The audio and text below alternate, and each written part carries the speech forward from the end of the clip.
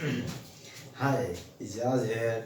Today topic is chromosomes and genes. तो हज़ारों सालों से इंसान ये सोचता रहा है कि जो जानदार होते हैं उनसे आगे जो ऑफस्प्रिंग बनते हैं तो वो अपने जानदार से मुशाबा होते हैं, यानी उनसे मिलते जुलते होते हैं। जैसे कि जो है ना वो बिल्ली के बच्चे जो बिल्ली जैसे होते हैं, इस तरह डॉग है, डॉग के जो बच्चे हैं वो डॉग जैसे होंगे। इस तरह जितने भी परिंदे हैं, बर्ड्स, उनके जो बच्चे होते हैं वो अपने जो है वो पेरेंट्स से मिलते जुलते होते हैं। अब जैसे इंसान है तो इंसान के जो फीचर्स होते हैं, उसकी जो शक्ल सूरत होती है, उसके जो ख़त व ख़ाल होते हैं वो भी अपने पेरेंट्स से जो है ना वो मिलते जुलते होते हैं। तो इंसान ये सोचता रहा है कि ये इसके पीछे क्या सिस्टम है, क्या मैकेनिज़्म है, कि ये कैसे होता है कि इंसान के जो करैक्टर्स हैं अपने पेरेंट्स से मिलते जुलते क्यों होते हैं, इसकी वजह क्या होती है।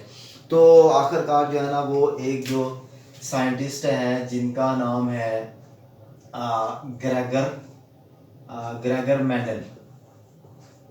ग्रेगर मेंडल एक साइंटिस्ट हैं जिन्होंने इस मैकेनिज़्म के बारे में हमें ये बताया कि जानदारों में ट्रांस करैक्टर जो है ना वो पेरेंट्स से ऑफस्प्रिंग में कैसे ट्रांसफ़र होते हैं। तो इस को हम जो है ना वो आज एक ब्रांच है जिसे हम कहते हैं जेनेटिक्स। जेनेटिक्स के अंदर ऐसी स्टडी की जाती है, जेनेटिक्स के अंदर जो है वो इनहेरिटेंस की स्टडी की जाती है। Inheritance is the transfer of characters from parents to their offspring, के पेरेंट्स से ऑफस्प्रिंग यानी कि बच्चों के अंदर जो कैरेक्टर्स हैं वो कैसे ट्रांसफ़र होते हैं, उन सब का जो मुतालिया है वो कराता है इनहेरिटेंस। और इसको जो है वो स्टडी किया जाता है बायो की ब्रांच में, जो क्या कराती है, जेनेटिक्स कराती है। ठीक है, तो यहाँ पे भी जो है ना आप देखें कि यहाँ पे जो वर्ड है वो देखें यहाँ पे आया है, यहाँ पे भी जीन का वर्ड है, जीन से जेनेटिक्स बना है, ये भी ऊपर भी जो है वो जीन्स लिखी हुई है। तो इसका मतलब ये है कि जीन्स और क्रोमोसोम का आपस के अंदर जो है ना वो ताल्लुक जो है ना वो मौजूद है, लिंक मौजूद है। ये क्या मौजूद है कि हम जानते हैं कि हमारा जो जितने भी जानदार हैं, जितने भी ऑर्गेनिज्म हैं, वो सारे के सारे सेल से मिलकर बने होते हैं। और हर सेल के अंदर एक क्या होता है, क्रोमोसोम होता है, सॉरी न्यूक्लियस होता है। इस न्यूक्लियस के अंदर जो है ना वो जेनेटिक मटेरियल पाया जाता है, या आप कह सकते हैं कि थ्रेड लाइक मटेरियल पाया जाता है, जो क्या कहलाता है, क्रोमैटन। ये जी इसके अंदर जो है वो थ्रेड लाइक मटेरियल पाया जाता है, जो क्या कहलाता है, क्रोमैटिन। जब सेल डिवाइड करने लगता है तो ये जो क्रोमैटिन मटेरियल या कंडेंस हो जाता है। कंडेंस हो के तो हमें ये जो क्रोमैटिन मटेरियल है ये धागा नुमा नज़र आना शुरू हो जाता है, थ्रेड लाइक स्ट्रक्चर जो है नज़र आना शुरू हो जाता है। जब मज़ीद इसकी जो है वो कॉलिंग होती है, मज़ीद या ये क्या कहते हैं, कंडेंस होता है, तो हमें इसके जो स्ट्रक्चर, इस शेप नज़र आती है, वो ये शेप नज़र आती है, जिसको हम जो है वो बाद में नाम देते हैं क्रोमोसोम का, क्रोमोसोम। तो ये जो क्रोमोसोम्स होते हैं ये हमारे बॉडी के हर सेल के न्यूक्लियस में जो है वो मौजूद होते हैं। अब ये एक क्रोमोसोम मैंने बनाया है, हर सेल के अंदर एक क्रोमोसोम नहीं है, एक से ज़्यादा क्रोमोसोम होते हैं। हर स्पीशी के अंदर क्रोमोसोम की जो तादाद होती है वो फिक्स होती है। जैसे ह्यूमन है, ह्यूमन के हर सेल के अंदर 46 क्रोमोसोम्स होते हैं। ये जो 46 क्रोमोसोम्स हैं ये सारे के सारे जो है ना वो डिफरेंट क्रोमोसोम नहीं है, यानी कि मुख्तलिफ तरह के नहीं है। इसमें जो है ना वो हर जो क्रोमोसोम होता है, लेट्स सपोज ये क्रोमोसोम है, तो इस जैसा ही एक दूसरा क्रोमोसोम भी सेल के अंदर मौजूद होगा, जो बिल्कुल जिसकी जो लेंथ होगी वो बिल्कुल बराबर में होगी, और जिसकी जो शेप होगी वो भी दोनों की एक जैसी होगी। इसी तरह जो है ना फ़र्ज़ किया मैं एक और यहाँ पे जो है वो क्रोमोसोम का जो है ना वो पेयर बनाता हूँ, ठीक है। ये पेयर फ़र्ज़ किया ऐसा है, जिसकी जो है ना वो शेप थोड़ी सी जो है ना वो इससे जो है वो डिफरेंट है।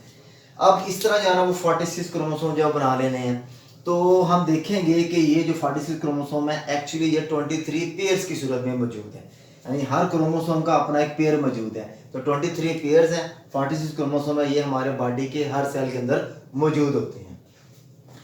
तो जीन जो होता है ये असल में क्रोमोसोम का पार्ट ही होता है। तो इसको समझने के लिए हमें ज़रा जो क्रोमोसोम है इसका अल्ट्रा स्ट्रक्चर जो है ना वो ड्रा करना पड़ेगा, और इसको डिटेल से जो है ना वो देखना पड़ेगा कि जो है ना वो एक्चुअली जो जीन्स होते हैं वो क्रोमोसोम में या क्रोमोसोम के साथ कैसे जो है ना वो तरतीब दिए हुए होते हैं।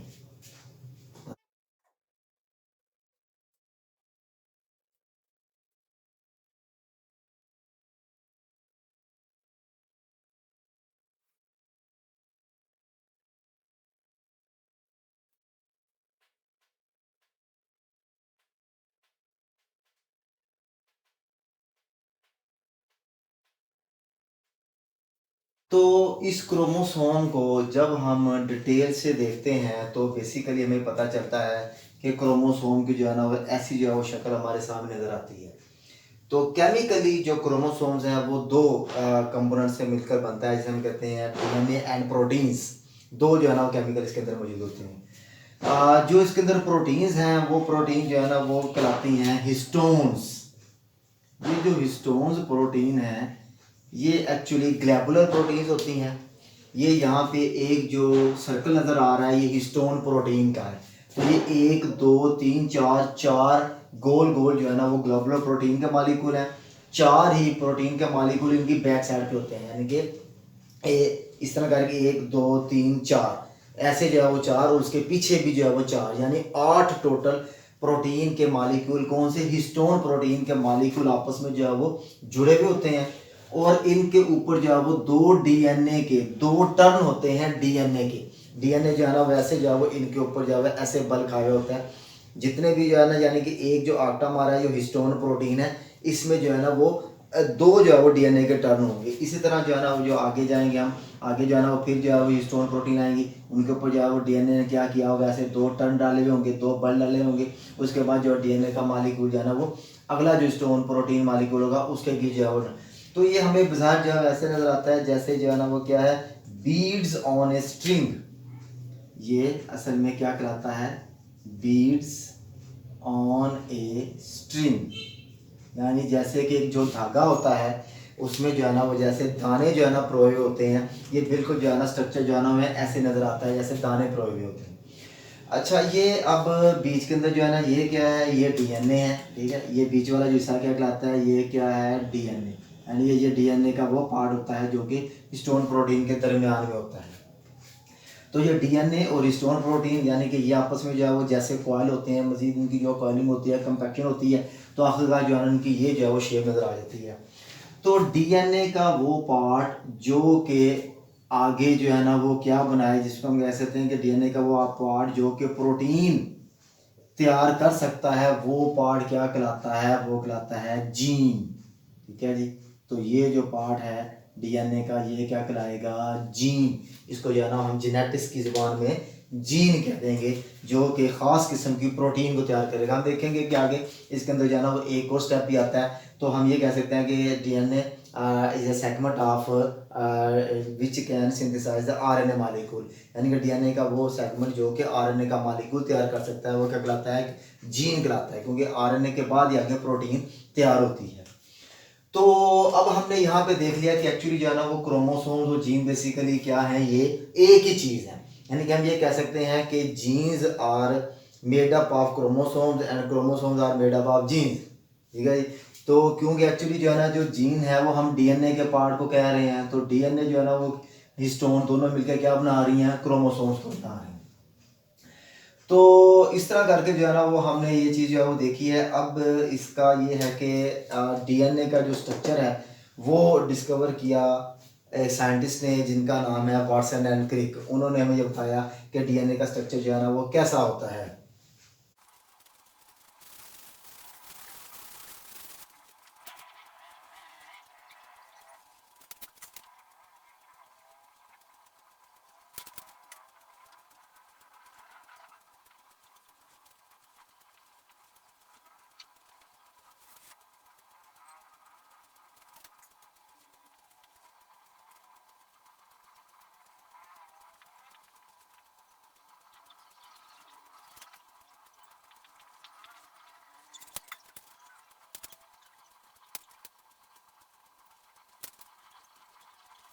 तो अगर जो है वो डीएनए के स्ट्रक्चर की बात की जाए तो डीएनए का जो स्ट्रक्चर है वो वाटसन एंड क्रिक ने प्रपोज किया। उन्होंने हमें बताया, उन्होंने तो बताया कि जो डीएनए का मॉलिक्यूल है ये दो पॉली न्यूक्लियोटाइड चेन पर मुश्तमिल होता है।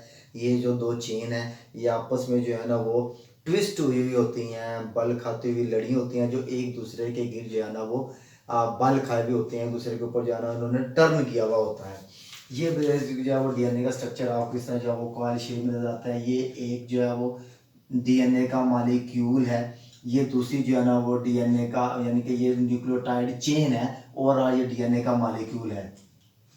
बेसिकली जो है ना वो जो डीएनए का मॉलिक्यूल है उसके लिए जो लफ्ज़ निकला जाता है वो है it is a polynucleotide tide, यानी दो पोली न्यूक्लियोटाइड चेन हैं जो आपस में बल खाई होती हैं और बीच में जो है इनके दरमियान में हाइड्रोजन बॉन्ड मौजूद होते हैं। ये जो है वो रेड ग्रीन कलर से क्या है, ये हाइड्रोजन बॉन्ड है और ये जो रेड कलर है ये क्या है, एक पोली न्यूक्लियोटाइड की चेन है। अब पोली न्यूक्लियोटाइड, पोली का मतलब होता है मैनी और न्यूक्लियोटाइड जो है ना वैसा मॉलिक्यूल होता है जो कि हमें जिसका जो स्ट्रक्चर था वो एटीपी के हमारे चैप्टर के अंदर भी देखा था हमने कि एटीपी क्या है, कि न्यूक्लियोटाइड है।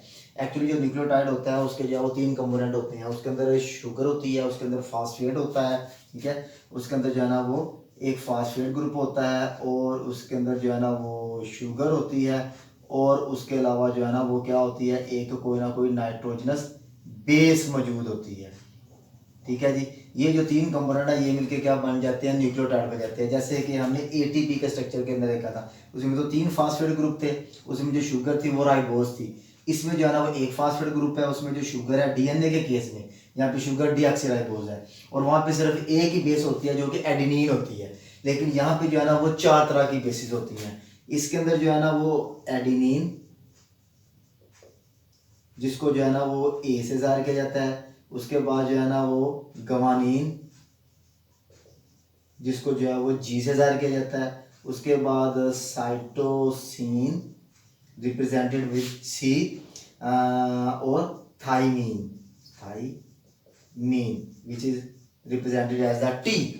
तो ये चार नाइट्रोजनस बेसिस होती हैं जो कि इसका ये पार्ट बनाती हैं। बाकी बीच के अंदर जो शुगर है वो शुगर डीऑक्सीराइबोज होती है और यहाँ पे जो है वो फास्फेट ग्रुप भी होता है। ये जो पूरा स्ट्रक्चर है ये बनाता है न्यूक्लियोटाइड। इस तरह जो है ना वो न्यूक्लियोटाइड, ये फर्ज किया मैं यहाँ पे आपको समझाने के लिए, अब ये फर्ज किया एक जो है वो न्यूक्लियोटाइड है, इसके साथ ये दूसरा न्यूक्लियोटाइड जुड़ा हुआ है, इसके साथ तीसरा न्यूक्लियोटाइड, उसके साथ चौथा न्यूक्लियोटाइड, इसके साथ पांचवा न्यूक्लियोटाइड। इस तरह जो है ना जब बहुत ज्यादा न्यूक्लियोटाइड जुड़ते हैं तो उन्हें कहते हैं पॉली न्यूक्लियोटाइड। तो ये एक्चुअली जो है ना वो न्यूक्लियोटाइड है, ठीक है, ये सारे जो है ना ये न्यूक्लियोटाइड है, एक न्यूक्लियोटाइड की चेन है, फिर ये दूसरे न्यूक्लियोटाइड की चेन है। ये आपस में किसके जरिए, ये बीच में क्या है, ये बॉन्ड है, कोवलेंट बॉन्ड है जिसके जरिए ये एक दूसरे से अटैच हुए हैं। और दोनों जो लड़ियां हैं या दोनों जो चेन्स हैं वो आपस में किसके जरिए अटैच है, वो हाइड्रोजन बॉन्ड से जो है वो अटैच हुई है। इसी को जो है ना ये जो न्यूक्लियोटाइड्स हैं इसका जो स्ट्रक्चर है इसको जो है ना वो ओपन करके जो ये देखें, phosphate sugar phosphate sugar phosphate sugar, ठीक है, ये एक जो चेन है उसकी आ गया, ये एक चेन नजर आ गई।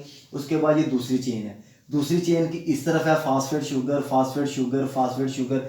ये जो फास्फेट और शुगर है ये डीएनए का जो मॉलिक्यूल होता है इसकी बैकबोन बनाती हैं। यानी कि जो आउटर साइड होती है वो फास्फेट और शुगर पर मुश्तमिल होती है और जो इनर साइड होती है जैसे ये आपको नजर आ रहा है ग्रीन कलर में, ये इनर साइड जो है ना वो किसके ऊपर मुश्तमिल होती है, बेसिस के ऊपर, नाइट्रोजनस बेसिस के ऊपर मुश्तमिल होती है। और इन्होंने आपस में क्या किया होता है, हाइड्रोजन बॉन्ड बनाए होते हैं। अब यहाँ पे जो है ना वो जो नाइट्रोजन बेसिस है ये आपस में बॉन्ड बनाते हैं। जो गवानीन होगी वो साइटोसिन के साथ बॉन्ड बनाएगी और ये तीन हाइड्रोजन बॉन्ड बनाएगी। इसी तरह जो एडेनिन है ये थायमीन के साथ बॉन्ड बनाएगी और ये दो हाइड्रोजन बॉन्ड बनाएगी। इस तरह करके बहुत सारे पॉली न्यूक्लियोटाइड जो होते हैं वो आपस में जो है ना वो जुड़ते हैं हाइड्रोजन बॉन्ड के जरिए और एक जो है ना वो पॉली न्यूक्लियोटाइड जो है वो चेन बनती है, एक चेन, फिर उसके बाद जो दूसरी चेन है। मीन्स कि हम ये कह सकते हैं कि जो अगर एक चेन जो है ना वो उसका जो रुख है वो ऊपर की तरफ है तो दूसरी जो चेन होती है उसका रुख जो है ना वो नीचे की तरफ होता है और ये आपस में जो है ना ऐसे टर्न की हुई होती हैं। तो ये जो टर्न होते हैं इस तरह जो है वो पूरा डीएनए का मॉलिक्यूल होता है। ये जब जो हिस्टोन प्रोटीन्स हैं उनके गिर्द व्रैप करता है तो आगे जो है ना वो मजीद कॉइलिंग होके तो एक कम्पैक्ट स्ट्रक्चर बनता है जो कि क्रोमोसोम कहलाता है। ठीक है, तो इस तरह जो है ना ये सिंपल सा जो है ना वो डीएनए का स्ट्रक्चर था। अब आगे हम देखेंगे कि जो डीएनए है वो एक्चुअली रेप्लिकेट कैसे करता है।